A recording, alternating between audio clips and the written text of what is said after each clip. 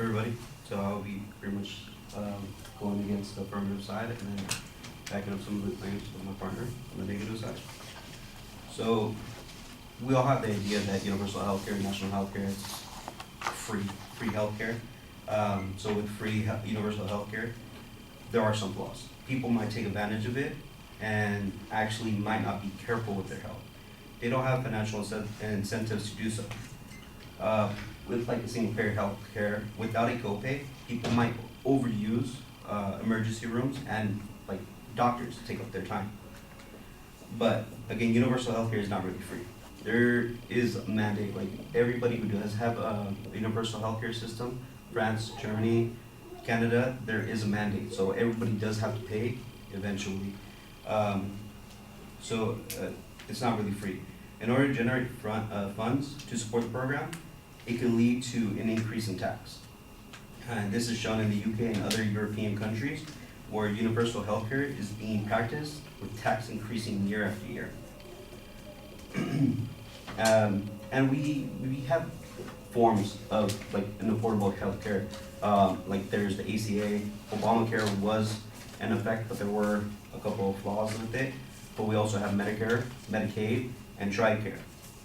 And so for Medicaid, for example, so 8 pros and cons of Medicaid from the health research funding. People who can't afford Medicare can still medical care can still receive it. Many beneficiaries of Medicaid are children. Households that do not meet certain income standards can enroll their children and themselves at times into medical programs for annual checkups. So this is something you could do annually if you need to get like a vaccine shot. This is something you can do annually and kind of help with those people who don't have insurance so that there's a way that they can be seen by a doctor. And again, this will kind of limit the wait times. We already know that there is a wait time now. Sometimes it's weeks before we get seen. So with the implementation of say a universal healthcare, times will be extended. There will be longer wait times and it will be harder for people to be seen. And patients' copays are often lower and affordable. Copays with Medicaid can be as low as $2 for some procedures, and some certain appointments don't even have a copay, such as annual and well-child visits. This means that fewer dollars are lost to bad debt, and they can make all difference difference in the world to the medical provider trying to find funding. And there are definitely guaranteed payments through Medicaid. In an era where medical debt is building up in many households, Medicaid provides medical providers with a guaranteed stream of income.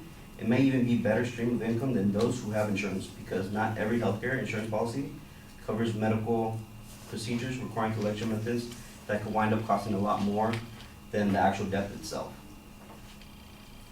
And one of the affirmative sides we're talking about Bernie Sanders' view of having a universal healthcare. Well, according to the formal post, the presidential candidate Bernie Sanders, he has been criticized for his plans of universal healthcare, and it is seen as a far-fetched dream.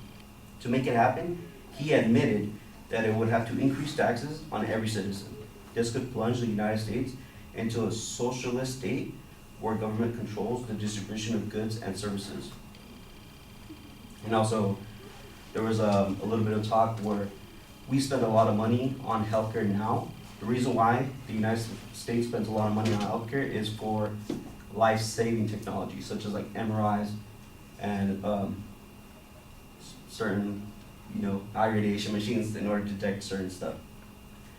So according to Kimberly Amadeo in the article "Why America is a Rich Country Without Universal Healthcare," if governments were to limit pay amount to keep costs low, doctors will have less incentive to provide quality care if they aren't paid well. And they might spend less time per patient to keep their costs down and have less funding for new life-saving technologies. Again, back to Medicaid.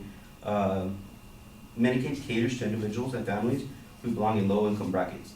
These people are providing healthcare coverage when otherwise would have none. Those who cannot afford healthcare would no longer need to go without basic and specialized care. Children from disadvantaged families are given access on continuing medical special needs and because of Medicaid. Universal healthcare will reduce the amount of money doctors make, basically. This could create a shortage in doctors in the long run. People might not want to apply for the position or even go through medical school with the high depths because they won't be paid as much. So there's definitely a flaw there, and it could hurt us in the long run. And again, those with higher incomes may complain that their money will be going for healthcare of other citizens when it should be going for their own care. Healthcare as it is pretty expensive. So if universal, one of the theories is that if universal healthcare were to be in effect, people who do have healthcare now and people who are making a decent amount of money would have to pay for others to have healthcare. Again, as stated by Kimberly Amadeo, universal healthcare forces healthy people to pay for others' medical care. Chronic diseases like diabetes, heart disease can make about 85% of healthcare costs. These diseases can often be prevented with lifestyle choices. The sickest percent of the population consumes about 50% of the total healthcare costs. The healthiest, 50%, only consume about 3% of the nation's healthcare costs. So again, if universal healthcare were in effect, people may abuse the system and seek care for conditions that don't require a hospital visit at all. These people can tax the system for unnecessary burdens on the system.